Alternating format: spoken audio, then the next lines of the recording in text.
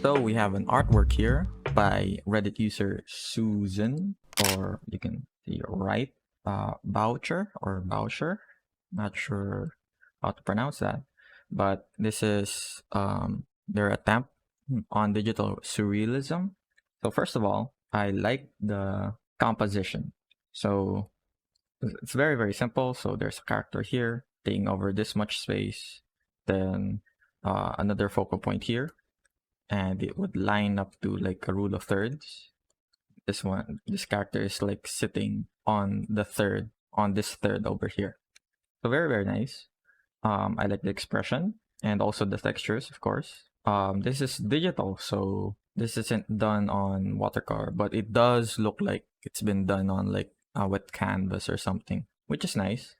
What else? I like the colors. The colors pop. I like this yellow value here and another pop of yellow over here to kind of connect these two elements. Not necessarily sure what this all means, but I'm just going to discuss on what are the parts that can be improved.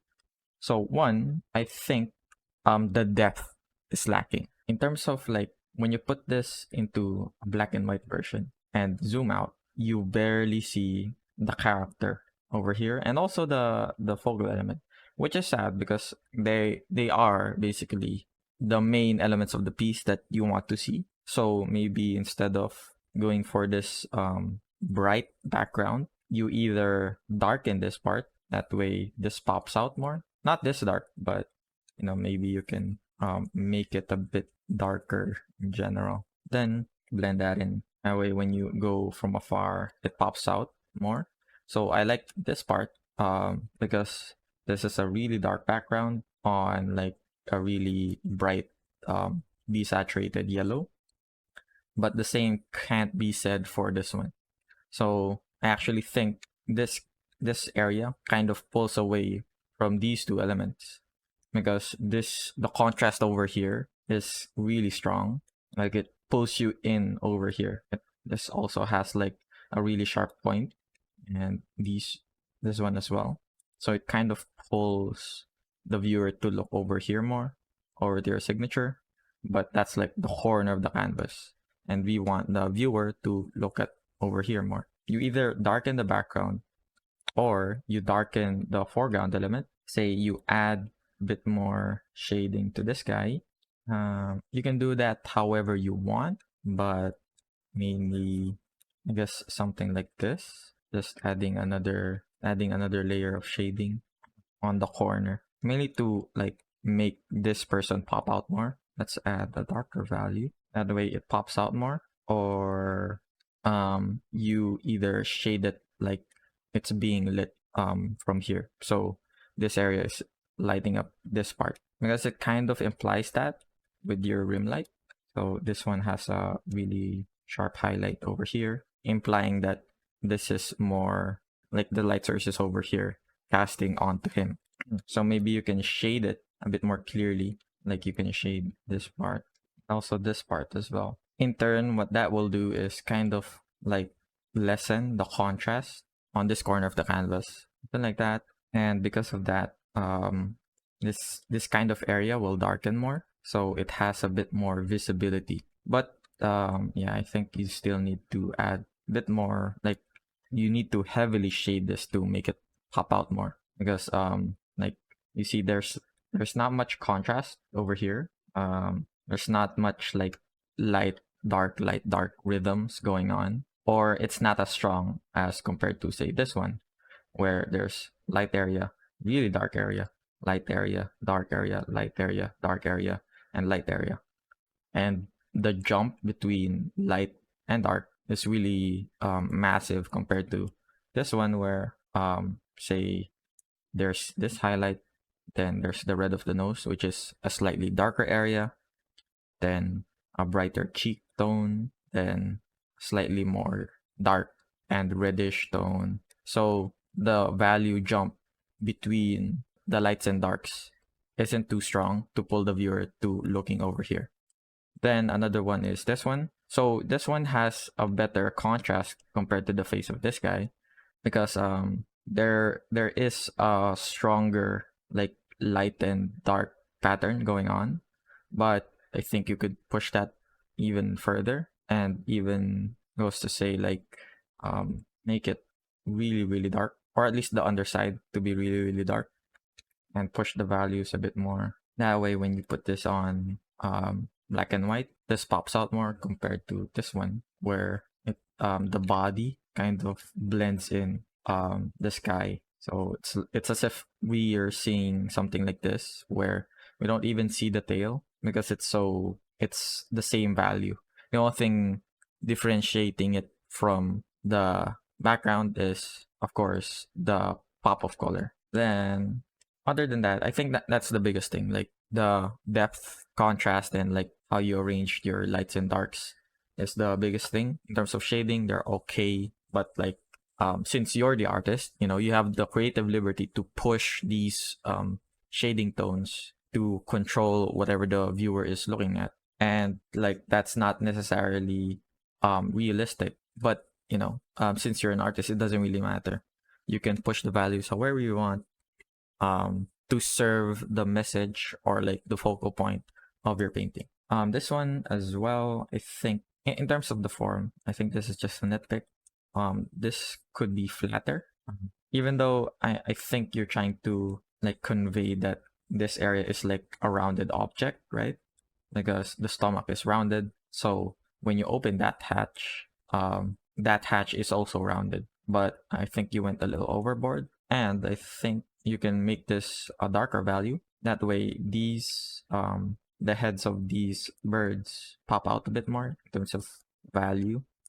You can even darken it even more, pop out a bit more compared to this, where again, like this part would be blending to the background, which isn't necessarily what we want. So adding a much darker background will pop out that area a bit more. This one can also be shaded much darker, have more contrast, that make it pop out a bit more. But yeah, in terms of the environment, I like the textures, of course, and I like the atmosphere and like scale. Like these trees are really really far away, which is a nice contrast because there's a like really subtle background element and like a really prominent foreground element. But for these ones, I think this the parts that you manually painted yourself, because these look like a stamp brush, and you kind of let the brush did the shape design for you. But for these ones, I think you painted the greens yourself. What I would have done would be making this area, like the trees over here, a bit bigger, and also like having like copying basically the silhouette of like the arrangement of shapes designed over here. Basically, I want to do that, but on a higher scale over here.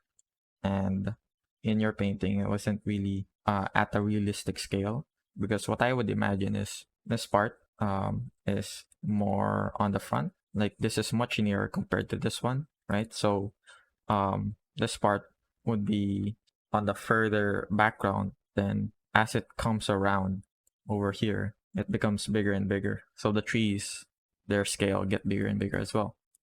So basically, you just need to design the trees and kind of like fix their scale a bit more like that. But I think this is just a problem of or not having enough references to pull off this kind of scene. And instead of having this really dark blue, you can push more the pop of color that you use on the greens and use that value instead. So use a really darker green and use that color instead, because it would add a bit more depth in terms of color, because the farther away an object is, the more atmospheric perspective you're gonna be able to see. Then if it's nearer, the colors become a bit more saturated, become more like their local color. So of course the leaves, their local color is green, so you see more of that green.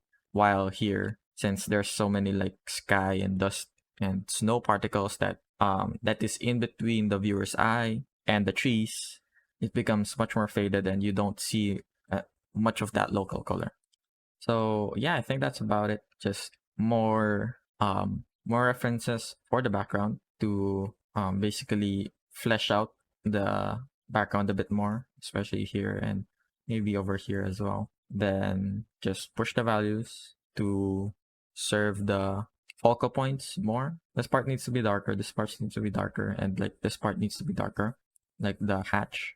Or the background becomes entirely dark, and you use that to make these things much brighter. So you could go either way.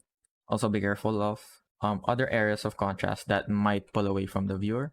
So here, since this is a really high contrast area, what I would actually do is kind of airbrush this so that it's slightly not as empowering, kind of like a vignette. So just by doing that, like I'm already pulled inwards.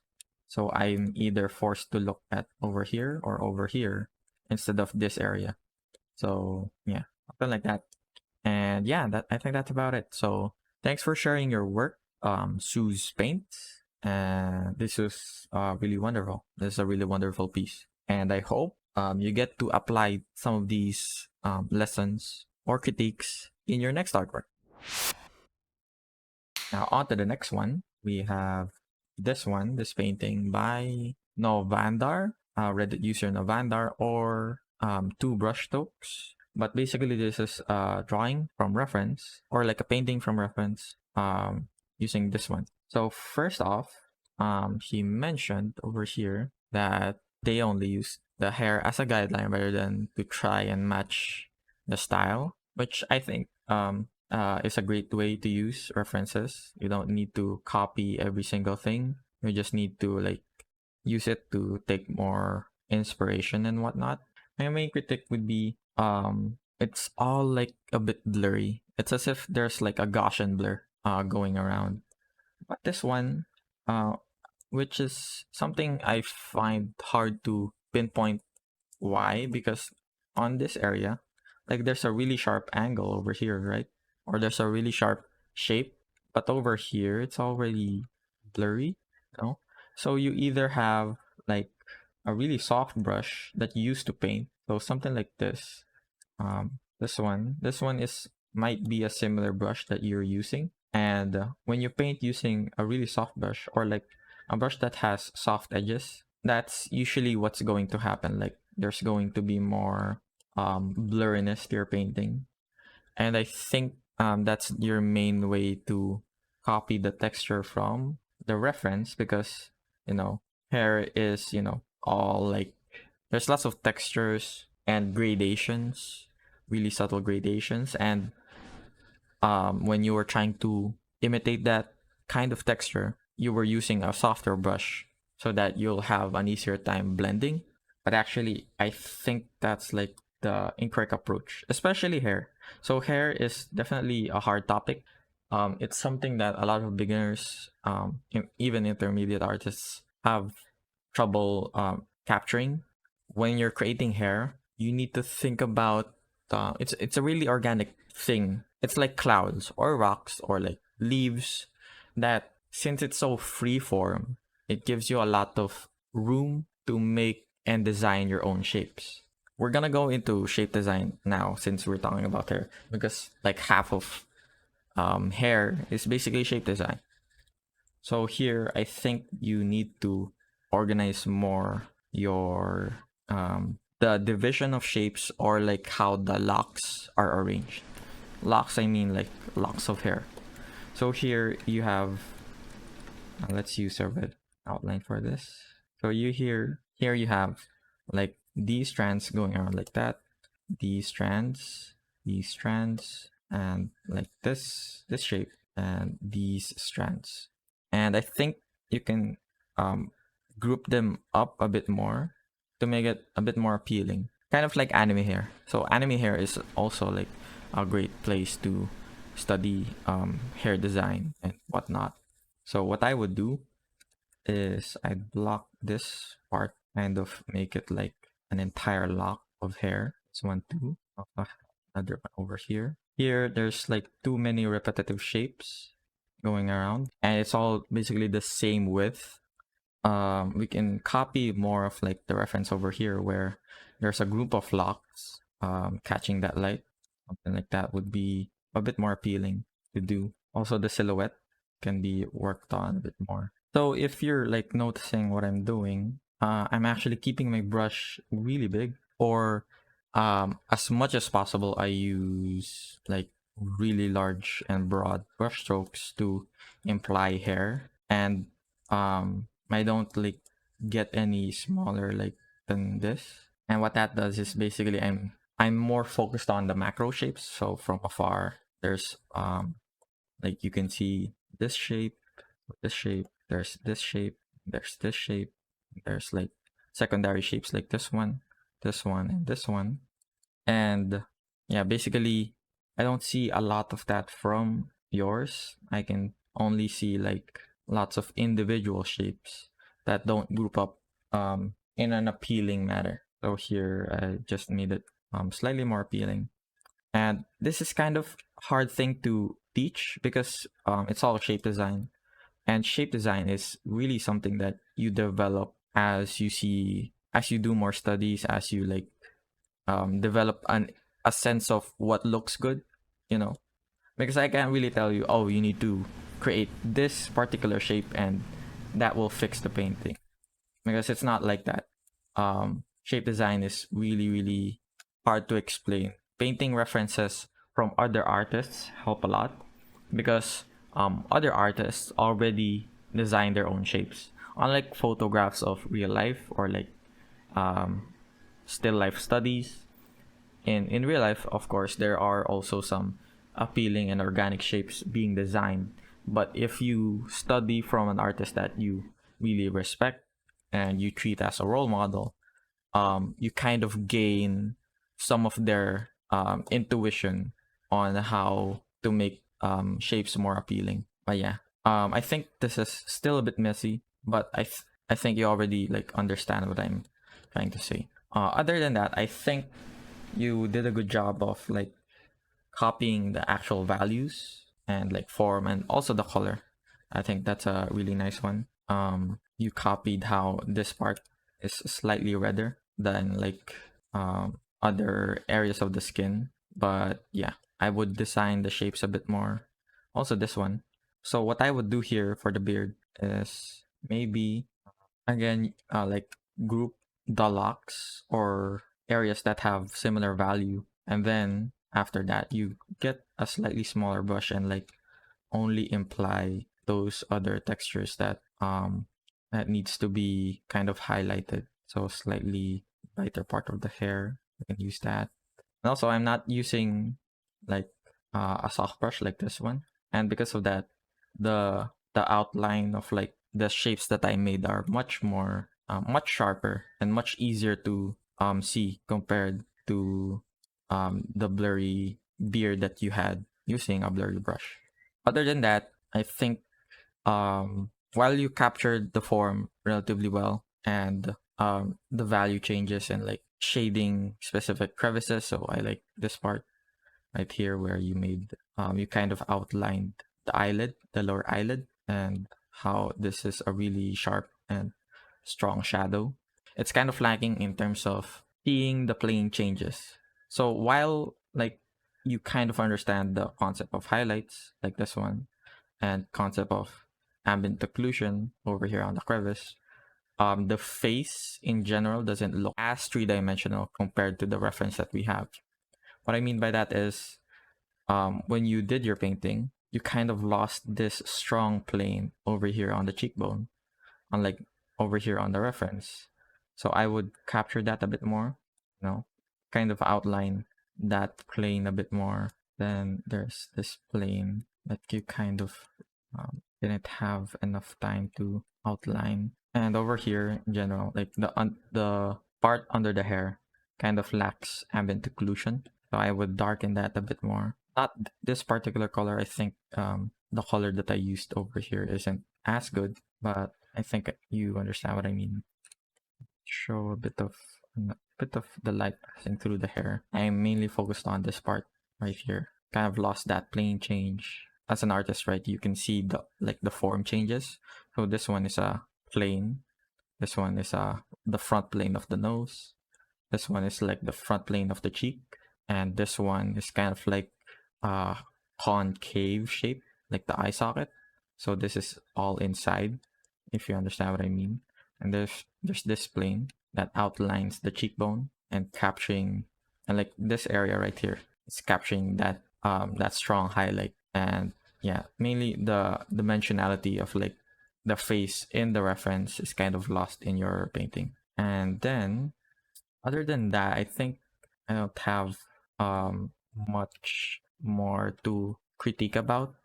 I guess if you were to do this like as an actual painting with a strong focal point, I would make this area a bit brighter, because currently same thing with the other artwork that we talked about.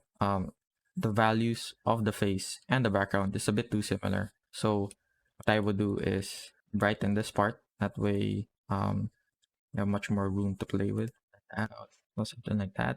Or maybe you can change the color, because I just used the color of the shirt. But you can also change like the color of the shirt. It's kind of pulling too much contrast towards this area. So maybe, I don't know, like a blue shirt, darker blue shirt would be better in this case. Or not a blue shirt, make it like maybe an orange one. That way it doesn't pull as much over here. But since I made it a bit more orange, the shirt I mean, or a bit brownish, it's kind of blending in with the skin tone, which is another problem that we need to deal with. So we can just choose like a slightly darker value for the shirt. Doesn't have to be brown or green, because that's the background color over here. I'd suggest to keep the green background, or the background that you have over here, but but make the background over here slightly brighter. That way, the viewer is more pulled into this area compared to this area. And what else? I think in general the reference, or like the painting that you made, is slightly cropped in too much. So in your original artwork, like the space here is really like cramped. You were forced to turn the hair inward and make this part straighter, compared to like something like this where it has a much bolder and stronger shape like that one. So yeah, I think when you're making a painting and you're developing this like focal element and whatnot, it's okay to start with a slightly bigger canvas. The hand, it's also cropped in a really weird way. And it looks really, like kind of awkward, and doesn't have much breathing room. So what I would actually do is maybe even something like this, something like this, then extend your canvas all the way around. Even bring it up a bit. That way you have much more space to clearly show that this is his hand, and this is like the shirt that he has. This is his neck. And you have a lot more room to work with on this left side. Like you can add another element over here on the left side, or in general, it's a bit more easier to work with. And your character matches like a third in, the rule of thirds.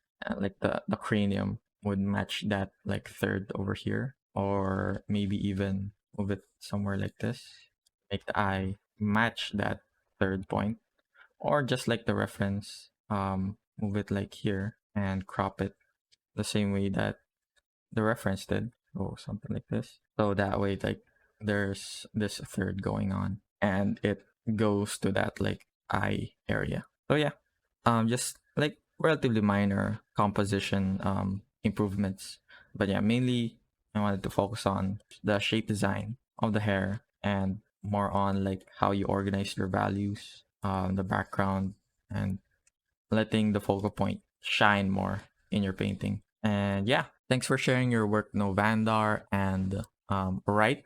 This was a really great experience to like, just teach and critique random artworks, and hopefully this helps anyone that is like watching this video, so they can also learn from this video and what they can improve on. Maybe they can work on the same things that I mentioned in this video. Yeah, anyway, that's about it.